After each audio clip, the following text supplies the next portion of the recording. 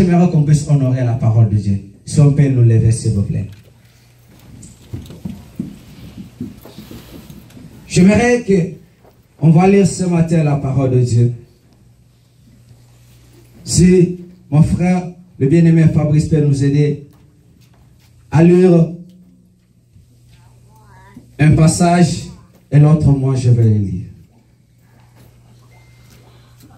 Jonas 1er, chapitre 1er, le verset 1er jusqu'à 12.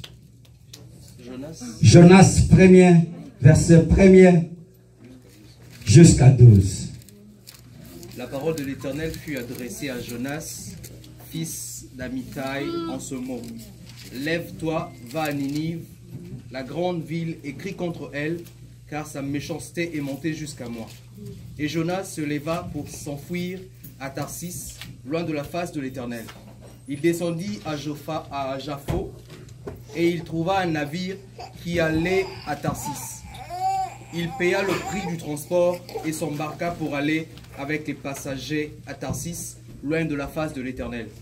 Mais l'Éternel fit souffler sur la mer un vent impétueux, et il s'éleva sur la mer une grande tempête. Le navire menaça de faire naufrage. Les mariniers eurent peur, ils implorèrent chacun leur Dieu, et ils jetèrent dans la mer les objets qui étaient sur le navire, afin de le rendre plus léger. Jonas descendit au fond du navire, se coucha et s'endormit profondément. Le pilote s'approcha de lui et lui dit, « Pourquoi dors-tu? Lève-toi, invoque ton Dieu. Peut-être voudra-t-il penser à nous et nous ne périrons pas. » Et ils se rendirent l'un à l'autre, venez et tirons au sort, pour savoir qui nous attire ce malheur. Ils tirèrent au sort, et le sort tomba sur Jonas. Alors, ils lui dirent, dis-nous, qui nous tire ce malheur? Quelles sont tes affaires, et d'où viens-tu? Quel est ton pays, et de quel peuple es-tu? Il leur répondit, je suis hébreu, et je crains l'Éternel, le Dieu des cieux, qui a fait la mer et la terre. Ces hommes eurent une grande frayeur, et lui dirent, pourquoi as-tu fait cela? Car ces hommes savaient qu'ils fouillaient loin de la face de l'Éternel, parce qu'il le leur avait déclaré. Ils lui dirent, que te ferons-nous pour que la mer se calme envers nous? Car la mer était de plus en plus orageuse. Il leur répondit, prenez-moi et jetez-moi dans la mer, et la mer se calmera enfin envers vous. Car je sais que c'est moi qui attire sur vous cette grande tempête. Parole du Seigneur. Marc chapitre 4, verset 35 jusqu'à 41. Nous lisons au nom de Jésus. La Bible dit ceci. Ce même jour, sur le soir, Jésus leur dit, passons à l'autre bord. Après avoir renvoyé la foule, ils l'amenèrent dans la barque et il se trouvait, et il y avait aussi d'autres barques avec lui. Il s'éleva un grand tourbillon et le flot se jetait dans la barque au point qu'elle se remplissait déjà. Et lui dit, et lui, il dormait. Il dormait à la poupe sur le coussin, et ils le réveillèrent et lui dirent, maître, ne t'inquiète pas de ce que nous périssons. S'étant réveillé, il menaça le vent et elle dit à la mer, silence, tais-toi. Et le vent cessa. Et il y eut un grand calme. Puis il leur dit, pourquoi avez-vous ainsi peur? Comment n'avez-vous point de foi? Ils furent saisis d'une grande frayeur. Et ils se dirent les uns les autres, quel est donc celui-ci à qui obéissent même la mer, le vent et la mer? Parole du Seigneur. Alléluia. Amen. On peut nous rasseoir s'il vous plaît. Est-ce qu'on peut acclamer pour la parole de Dieu? Alléluia. Alléluia. J'étais en train de dire à celui qui est dans la présence de Dieu d'acclamer pour Jésus. Amen. Alléluia. Bien aimé, ça fait un temps que les hommes de Dieu et les semeurs ont passé dans ces lieux en train de semer la semence. Alléluia. Amen. Il y a des hommes de Dieu, des grands semeurs qui ont passé dans ces lieux pour semer la semence. Alléluia. Mais l'homme de Dieu, Romero, nous a parlé de la résurrection de Jésus. Et l'homme de Dieu, l'apôtre docteur, le docteur Pasteur Louva nous a parlé sur on ne te trouvera pas là où on t'avait laissé. Alléluia. Amen. Et ce matin, j'aimerais te dire une chose. Bien-aimé, si tu veux qu'on te trouve là où on t'avait laissé, manque Jésus dans ta vie. Amen. Alléluia. Amen. Si tu veux qu'on te trouve là où on t'avait laissé, manque Jésus dans ta vie. Si on regarde bien dans la Bible, toute personne qui désirait la présence de Jésus, Jésus a changé son identité. Alléluia. Amen. La Bible dit que cet homme était devant le temple. On l'amenait chaque fois pour demander les aumônes. À chaque fois qu'on amenait cet homme, il demandait chaque jour. Et bien aimé, l'homme de Dieu nous a dit, ce n'est pas l'aumône qui peut faire des grandes choses dans ta vie. Ce n'est pas l'aumône qui peut changer ta vie. Ce n'est pas l'aumône qui peut changer ton identité. Mais c'est la présence de Jésus qui peut changer ta vie. C'est la présence de Jésus qui peut changer ton identité. Lorsque cet homme, on l'a annoncé de Jésus, et la vie de cet homme a été changée. Alléluia. Amen. Et ce matin, bien-aimé, je ne suis pas venu t'apporter le nom du pasteur Jean. Je ne suis pas venu t'apporter le nom du frère Isaac. Mais je suis venu t'annoncer le nom de Jésus. Amen. Je suis venu t'annoncer le nom de celui qui peut changer ton identité. Je suis venu t'annoncer le nom de celui qui peut apaiser la tempête dans ta vie. Je suis venu t'annoncer le nom de celui qui peut transformer ta vie. Cet homme, c'est Jésus. Cet homme, c'est Jésus. Et si tu crois en cet homme, ta vie sera sauvée. Alléluia. Ah, bien-aimé, j'aimerais te rassurer ce matin. Tu n'as pas fait un mauvais choix d'être dans la présence de Jésus. Tu n'as pas fait un mauvais choix de connaître Jésus dans ta vie. Le choix que tu as fait de choisir Jésus t'amènera jusqu'à ta destinée. Alléluia. Amen. Nous venons de lire deux passages dans la Bible. Nous venons de lire l'évangéliste Marc et nous venons de lire Jonas. Alléluia. Amen. La Bible dit la parole de l'Éternel adressa à Jonas. L'Éternel parla à Jonas d'aller annoncer la parole de Dieu à Ninive. Ninive s'était révolté devant le Seigneur. Ninive s'était détourné devant la présence de Dieu. Mais l'Éternel a chargé son serviteur Jonas pour aller annoncer la bonne nouvelle. Alléluia. Et ce matin, bien-aimé, je ne suis pas venu te dire que tu seras béni. Mais ce matin, je suis venu te poser une question. Alléluia. Notre grand thème, c'est sur l'évangélisation. Mais aujourd'hui, ce matin, l'Éternel m'a mis à cœur de parler sur ce thème. Et ce matin, mon sous-thème est intitulé « Qui est dans ta barque ?» Alléluia. C'est une question. Alléluia. Est-ce que tu peux regarder celui qui est à côté de toi? Pose-lui cette question. Qui est dans ta barque? Qui est dans ta barque? Mais celui qui est dans ta barque, c'est celui qui amène les gens dans la destinée. Amen. Alléluia. Amen. Celui qui est dans la barque, bien aimé, c'est celui qui amène les gens dans la destinée. C'est le conducteur de la barque qui amènera le passager dans la destinée. Et ce matin, j'aimerais te poser cette question. Qui est dans ta barque? La Bible dit de ce côté, Jonas fuyait la colère de l'Éternel. Il fuyait la force de l'Éternel pour ne pas aller annoncer la bonne nouvelle. Il fuyait pour aller à Tarsis. Il refusait d'aller à Ninive. Et pourtant, c'est la destinée que l'Éternel avait envoyée, c'était Ninive. Mais Jonas a refusé d'aller à Ninive. Il a préféré aller à Tarsis. Pour aller annoncer, pour fuir la force de l'Éternel. J'aimerais te dire ce matin, quel que soit l'endroit que tu peux fuir, sache que la présence de Dieu te suivra. Amen. Alléluia. Amen. Partout où nous sommes, sache que la présence de Dieu est là. La Bible dit pendant que Jonas était en train de fuir, il s'est approché auprès de la mer. Il trouva un navire. Et la Bible dit, Jonas paya le prix pour aller à Tarsis. Il paya le prix avec le passager pour aller à Tarsis. Alléluia. Amen. Et la Bible dit, Jonas s'est embarqué avec le passager pour fuir la face de l'Éternel. Et de l'autre côté, on nous parle de notre Seigneur Jésus-Christ. La Bible dit, Jésus dit à ses disciples, passons de l'autre bord. Passons de l'autre bord. C'était pour aller évangéliser. C'était pour aller parler de la part de Dieu. C'était pour aller gagner les âmes. C'était pour aller annoncer la bonne nouvelle. Pendant que Jésus partait, suivez bien cette histoire. Vous comprendrez que l'histoire de Jonas et l'histoire de Jésus, c'est presque la même histoire. La Bible dit, pendant que Jésus allait avec ses disciples, une grande tempête s'est élevée au milieu de la mer. Et pendant que la tempête s'est levée, Jésus dormait. Et de l'autre côté, pendant aussi que l'Éternel a soufflé la tempête, Jonas dormait. Alléluia. Amen. Jonas dormait et Jésus dormait. Pendant que la tempête s'approchait, c'était plus fort.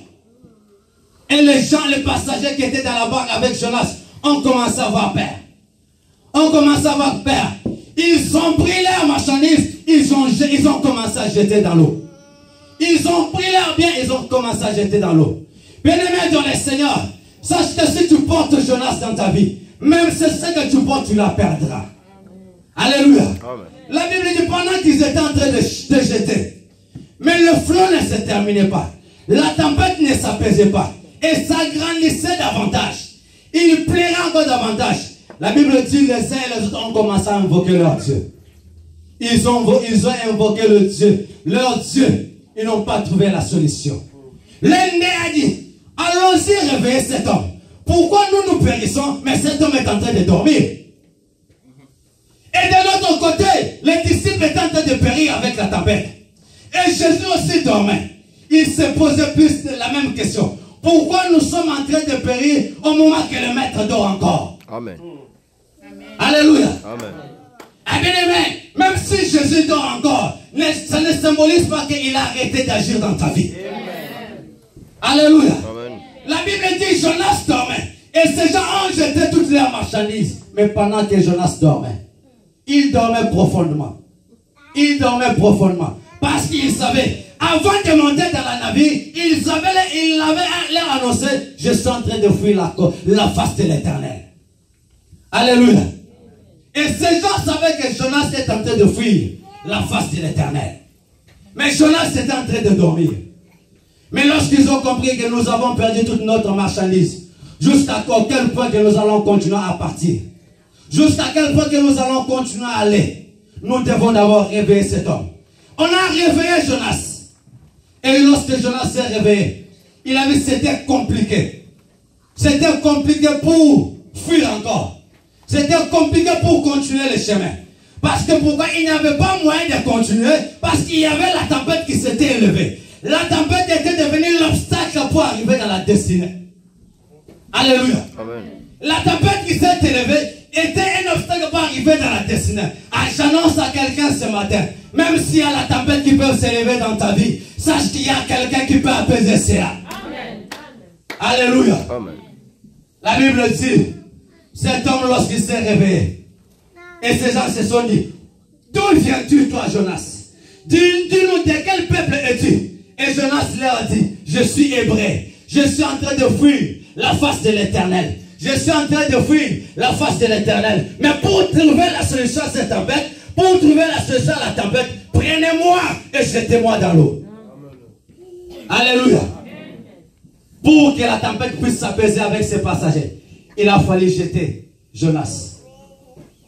Il a fallu jeter Jonas. Amen. Mais de l'autre côté, la Bible dit, pendant que la tempête continuait à grandir, l'Éternel s'est réveillé. Le maître s'est réveillé. Le maître des tempêtes s'est réveillé. Le maître des tourbillons s'est réveillé. Il a dit à cette tempête, tais-toi, silence, silence et tais-toi. Alléluia. Amen. La Bible dit au même moment, la tempête s'est calmée. Amen. Pour que la tempête s'arrête tout près des disciples, il a fallu que Jésus puisse parler. Amen. Mais de l'autre côté, il a fallu jeter Jonas, qui est dans ta barque. J'aimerais dire à quelqu'un ce matin, celui qui est dans ta barque, c'est celui qui t'amènera dans la destinée. Amen. La Bible dit, Christ en nous l'espérance de la gloire. Avec Jésus-Christ, nous arriverons à notre destinée. Et la Bible dit, lorsque ses disciples ont réveillé Jésus, Jésus s'est levé. Il a dit silence et la tempête s'est élevée. Mais il a dit silence, la tempête s'est élevée. Je dis à quelqu'un, quelle que soit la souffrance que tu as eu à passer, quelle que soit la durée de la souffrance, quelle que soit la durée de ton problème, il y a quelqu'un qui peut apaiser cela. Il y a quelqu'un qui apaise cela. Ce n'est que Jésus de Nazareth. Ce n'est que Jésus qui a la possibilité d'apaiser la tempête dans ta vie, qui a la possibilité de changer ta vie, qui a la possibilité de te donner une nouvelle identité. Alléluia. Bien-aimé, jette Jonas dans ta vie. Si Jonas est dans ta vie, tu perdras même ce que tu portes. Même l'argent que tu portes, si tu as Jonas, tu la perdras. Bien-aimé, aujourd'hui, Jonas ne peut pas être seulement une personne. Jonas peut être l'impudicité. Alléluia. Jonas peut être aussi le mensonge. Alléluia. Jonas peut être aussi l'ivrogne que tu fais chaque fois. À cause de l'ivrogne, tu seras égaré. À cause de l'impudicité, tu seras égaré. À cause du mensonge, tu seras égaré. Mais Jésus a besoin de celui qui croit en lui et qui donne son cœur à lui. Car la Bible dit que votre cœur ne se trouble point. Celui qui a Jésus, il a tout dans sa vie. Celui qui a Jésus a une assurance totale. Sans Jésus dans la vie, les disciples ne pouvaient pas arriver dans la destinée. La barque pouvait s'arrêter au milieu de la mer. Mais à cause de la présence du Seigneur, à cause de la présence de Jésus dans la barque s'est arrivée à la destinée. Alléluia. Amen. Mais Jonas, il a fallu jeter Jonas pour que la tempête puisse s'apaiser. Jonas était une occasion de chute pour ses passagers. Il était devenu une occasion de chute. Fais attention avec Jonas. Il y a d'autres personnes qui arrivent dans nos vies aujourd'hui sont des Jonas. Alléluia. Des Jonas qui viennent pour nous détruire, pour nous écarter de la présence de Dieu, pour nous pousser à fuir la face de l'Éternel. Mais même si tu fuis la face de l'Éternel, sache que tu seras égaré. Mais ce matin, je suis venu t'annoncer celui qui peut changer ta vie. Celui qui peut changer l'atmosphère de ta vie. Celui qui a dit à cet homme, prends ton lit, lève-toi et marche. Celui qui a dit à cette femme, va ta foi t'a sauvé. Celui qui a dit à Azaïs, ta fille est ressuscitée. Alléluia. Amen. Mais la Bible dit, pendant que Bartimée était au bord du chemin, il était en train de demander, il était en train de commander chaque jour, il était en train de supplier les gens. Parce que pourquoi? Bartimée n'avait pas les yeux. Alléluia. Mais ce n'était pas le pied ni la bouche qui poussait à Bartimée de demander. Bartimée manquait quelque chose. Peut-être tu manques quelque chose dans ta vie parce que tu n'as pas encore reçu Christ dans ta vie. Alléluia. Peut-être tu manques quelque chose dans ta vie parce que tu n'as pas encore donné tout ton cœur à Jésus-Christ. Voilà pourquoi aujourd'hui tu es en train de souffrir. Tu penses que tu travailles, tu penses que tu touches de l'argent, mais l'argent que tu touches, ce n'est pas ce que Dieu voit que tu vas toucher. Alléluia. Parce que pourquoi tu n'as pas encore donné toute ta vie à Jésus? Parce que pourquoi tu n'as pas encore donné ta vie au Seigneur Jésus-Christ? Et ce matin, le Seigneur a besoin que tu donnes son cœur à lui. La Bible dit, pendant que les gens passaient, Bartimée était là au bord du chemin. Il était là en train de demander. Il était là en train de demander, aidez-moi s'il vous plaît. Aidez-moi s'il vous plaît. Aidez-moi, je n'ai pas de ciel. Aidez-moi s'il vous plaît. Mais ce jour-là, la Bible dit, Jésus sortait de Jéricho. Il était en train de passer au bord du chemin. C'était le jour de Bartimée. C'était le jour de Bartimée. Lorsqu'il a entendu celui qui passait, il a demandé qui est en train de passer. On l'a dit, c'est Jésus de Nazareth. C'est Jésus de Nazareth. Aujourd'hui, je dis à quelqu'un, Jésus est en train de passer sur ton chemin. Il est en train de passer sur ton chemin. Il te pose la question, que veux-tu que je fasse pour toi? Amen. Alléluia. Amen. Bartimée a dit, j'aimerais découvrir la vie. Il n'a pas dit que non, donne-moi de l'argent. Parce que Jésus avait tout. Il avait toute possibilité de donner à Bartimée tout ce qu'il en avait besoin. Alléluia. Amen. Mais Bartimée a regardé sa position. J'ai beaucoup longtemps duré sur ce chemin. J'ai fait beaucoup des années au bord du chemin, en train de demander les gens. Il y a ceux-là qui m'ont insulté. Il y a ceux qui m'ont rejeté. Ah bien aimé, je dis à quelqu'un ce matin, même s'il y a les gens dans ta famille qui t'ont abandonné, même il y a ton entourage qui t'ont rejeté, sache que si tu connais le Seigneur Jésus Jésus changera ton identité. Si tu acceptes Christ dans ta vie, il changera ton identité. Il te donnera une nouvelle à venir. Alléluia. Amen. Alléluia. Amen. La Bible dit, lorsque Bartimée a vu le Seigneur, il s'est approché auprès de Jésus.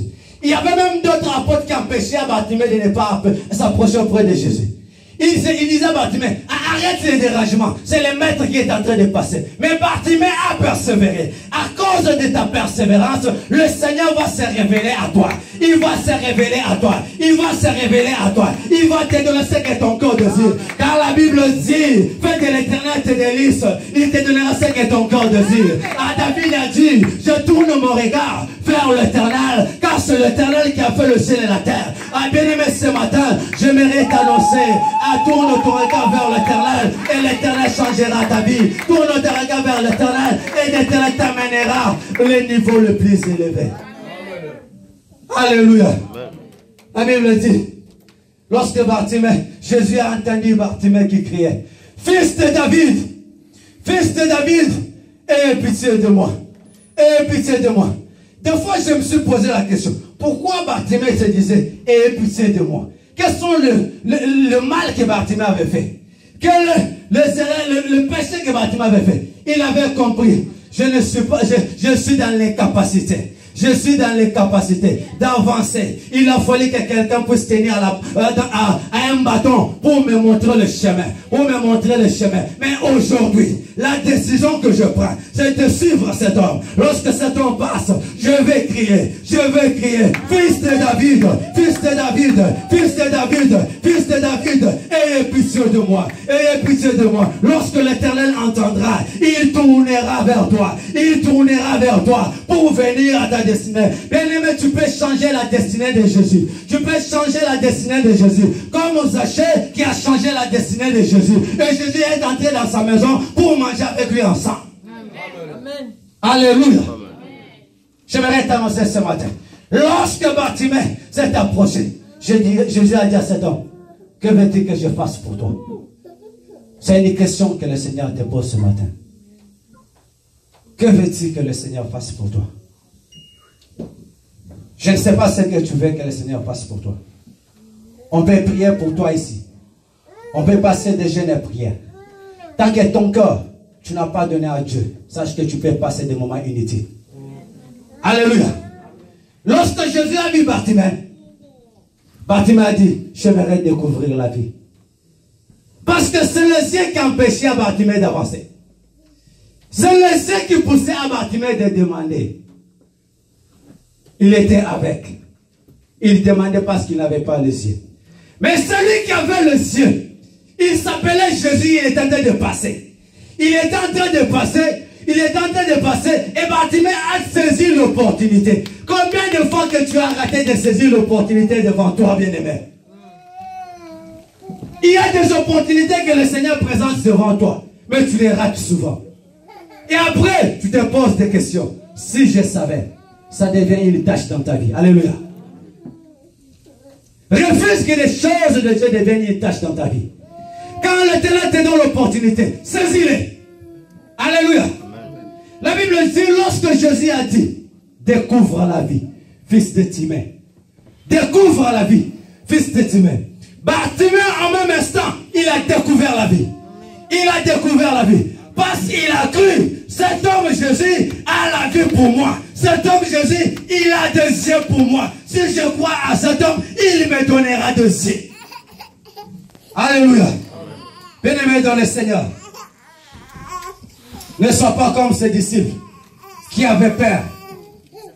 Au moment qu'ils étaient avec le maître, ils ne pensaient pas que le maître a toute possibilité de faire arrêter la tempête. Mais les biens et les autres, ils avaient peur. Ils craignaient. Et nous sommes en train de mourir. Allons-y réveiller le maître. Allons-y réveiller le maître. Ah, bien-aimé dans le Seigneur, si tu marches avec Jésus, quelles que soient les circonstances de la vie, quel que soit le rejet, quels que soient les rejets, quels que soient les abandons, l'Éternel Dieu Tout-Puissant sera avec toi. Amen. Alléluia. Amen. Je dis à quelqu'un ce matin, donne ta vie à Dieu. Si tu donnes ton cœur à Jésus, le Seigneur Jésus changera ta vie. De la même manière qu'il a changé la vie de plusieurs, il changera ta vie. La Bible dit, et cet homme, serviteur de Dieu qui a chanté, je n'ai jamais vu un homme qui rencontre Jésus et reste le même. Bien aimé, si tu rencontres Jésus dans ta vie, abandonne l'impudicité. Abandonne de prendre le mari d'autrui. Abandonne de chercher des problèmes entre les uns et les autres. Car la Bible dit que la paix du Seigneur soit avec vous. Alléluia. Amen. En tant que les enfants de Dieu, ceux qui connaissent Christ réellement, bien aimé, nous devons être dans la paix. Amen. Parce que nous avons celui, le prince de paix.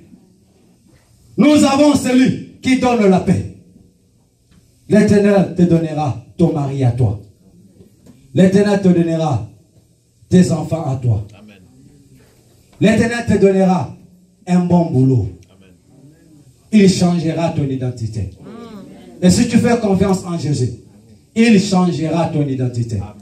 Qu'il neige, qu'il pleuve, l'Éternel changera ton identité.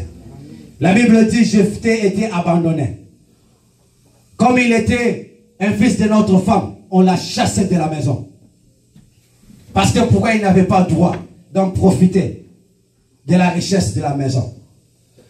Mais ces gens avaient oublié que Jephthé servait le Seigneur. Alléluia. Amen. Vous pensez que si tu ne sers pas le Seigneur, tu seras rejeté? Non, bien-aimé. Si tu es avec le Seigneur, même si on t'a chassé de la maison, l'Éternel sera avec toi. Amen. Alléluia. Bien, moi qui vous parle ici, j'ai été abandonné même par ma famille. Tellement j'étais dans une vie bizarre, ma famille m'a abandonné. Et j'avais compris que c'est ce jour-là que l'Éternel avait voulu que je puisse le rencontrer. Et aujourd'hui, quand je parle dans ma famille, je suis devenu autorité dans ma famille. Parce que pourquoi? L'Éternel m'a donné l'identité. Parce que pourquoi l'Éternel a changé ma vie. Bien-aimé, change ta vie. Change ton comportement. Peut-être tu pries chaque jour, Seigneur, mon problème a beaucoup duré. Comme ces apôtres qui s'inquiétaient dans la barque. Comme ces passagers qui se posaient plus de questions. Bien-aimé, ne porte pas Jonas dans ta vie. Si Jonas vient dans ta vie, il sera pour toi une occasion de chute. Si tu portes encore Jonas, bien-aimé, tu te perdras. Et ce matin, j'aimerais t'annoncer, porte Jésus dans ta vie. Que Jésus soit ta priorité. Que Jésus soit ta priorité. Si Jésus est dans ta vie, bien-aimé, tu ne forceras pas des choses. Tu ne forceras pas des choses. Car il sera avec toi partout où tu seras. Il marchera avec toi. Il ne t'abandonnera jamais. Jésus ne connaît pas comment on abandonne. Jésus ne connaît pas comment on rejette. Mais il connaît comment garder ses enfants. Amen. Il connaît comment protéger ses enfants. Si nous lisons bien ce passage de Jonas, la Bible dit pendant que Jonas partait, l'Éternel a vu que Jonas n'arrivera pas à la destinée. Il a envoyé un gros poisson pour engloutir Jonas. Alléluia. La Bible dit, Jonas savait. Il lui-même se disait, je savais même si je pars là-bas, j'allais toujours avoir pitié de ces peuples. J'allais toujours avoir pitié. Voilà pourquoi je fouillais ta face. Bien-aimé, quelle que soit la miséricorde de Dieu, ni la compassion de Dieu, obéis à la voix de Dieu. Amen. Ne sois pas cette personne qui va désobéir Ne sois pas Jonas qui sera englouti par le poisson.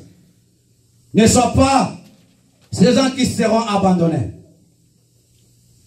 Sois comme cet homme Bartimée qui a persévéré à crier vers Jésus. Qui a persévéré à crier à l'Éternel.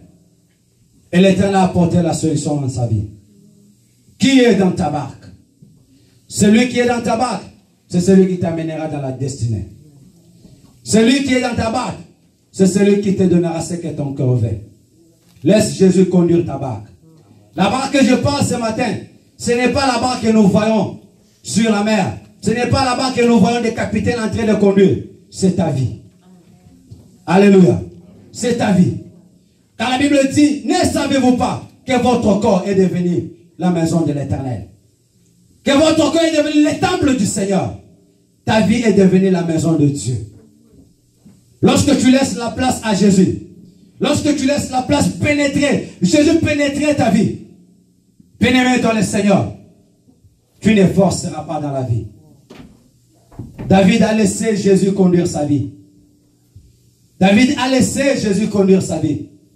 Voilà pourquoi même David, quand il était poursuivi, il priait même quand je suis dans la vallée de l'ombre de la mort. Je ne crains rien. Même quand tu es tenté de passer dans la vallée de l'ombre de la mort, ne crains rien. Parce que tu as Jésus. Le Seigneur est ton berger. Tu ne manqueras de rien. L'Éternel est ton secours. C'est un secours qui ne manque jamais dans la détresse. Lorsque tu cries dans la détresse, il vient à ton secours. Il vient pour te secourir. Les apôtres de Jésus ont crié dans la détresse. Et Jésus s'est élevé pour les secourir. Il s'est élevé pour les secourir. Il s'est élevé pour donner la solution. Pour apporter la solution. Bien-aimé, la solution viendra dans ta vie lorsque tu donneras ta vie à Jésus-Christ. Ton problème trouvera une solution lorsque tu feras confiance en Jésus. Alléluia. Pourquoi ton problème est en train de durer? Mais l'homme de Dieu a dit qu'on ne te trouvera pas là où on t'avait laissé. On a bien écouté la parole. Il a bien jeté la semence. Mais où est tombée cette semence? Et cette semence est tombée dans la bonne terre. Je ne sais pas si peut-être cette semence est tombée dans les endroits épais. Si cette semence est tombée dans les endroits pierrés. Je ne sais pas si cette semence est tombée au cours du chemin. Et je vais t'annoncer ce matin. Si la semence tombe au cours du chemin, bien aimé, les oiseaux viendront, il amassera cela. Et si ça tombe dans les endroits épines, les épines étouffera cette semence de grandir. Et si ça tombera dans les endroits pierrés, et le pierre aussi empêchera cette semence de croître. Parce que pourquoi? Il ne trouve pas la profondeur. Et notre profondeur, lorsque la